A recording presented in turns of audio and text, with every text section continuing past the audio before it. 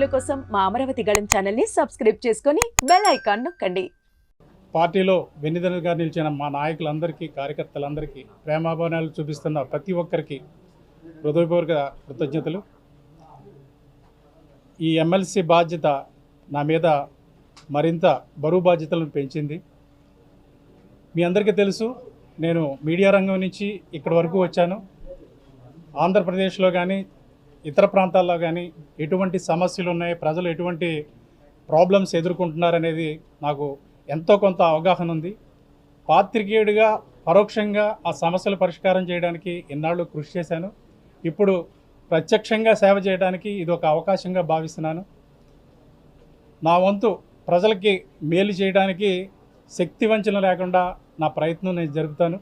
అదేవిధంగా జనసేన పార్టీ పురోభివృద్ధికి, ప్రతి ఒక్క కార్యకర్తను పార్టీని రీచ్ అవుట్ చేయడానికి నా వంతుకు నేను కృషి చేస్తాను. ఇంతకాలం నాతో పాటు పనిచేసిన నా పాత్రికేయ సహోదరులందరికీ, మిత్రులందరికీ కృతజ్ఞతలు తెలుపుతున్నారు. నమస్కారం. సార్ ఎమ్మెల్సీలు మీ ద్వారా జనసేన మొదటిసారి భూమి కొడుతుంది, మండలిలో ప్రవేశపెడుతున్నారు. చాలా సంతోషంగా ఉందండి. ఇది హ్యాపీ మూమెంట్. బాధ్యత చెప్పాను కదా, జనసేన గళాన్ని కౌన్సిల్ నుంచి వినిపించడానికి ఇది ఒక మంచి అవకాశంగా భావిస్తున్నాను.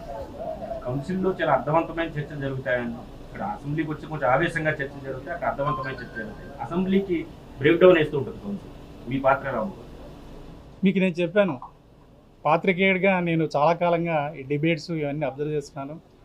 ఈ డిబేట్స్ ఎలా జరుగుతాయి, కంటెంట్ ఎలా ప్రిపేర్ అవుతారు, ఏం మాట్లాడాలి, ఏం మాట్లాడకూడదు, సభ్య ప్రపంచానికి మనం ఏం అందజేయాలి, ఇవన్నిటి మీద అవగాహన ఉంది. కాబట్టి సభ్యత అసభ్యత తావు లేకుండా ఒక సంస్కారవంతమైన డిబేట్స్ జరిగే విధంగా నా వంతు ప్రయత్నం నేను చేస్తాను. Okay, thank you.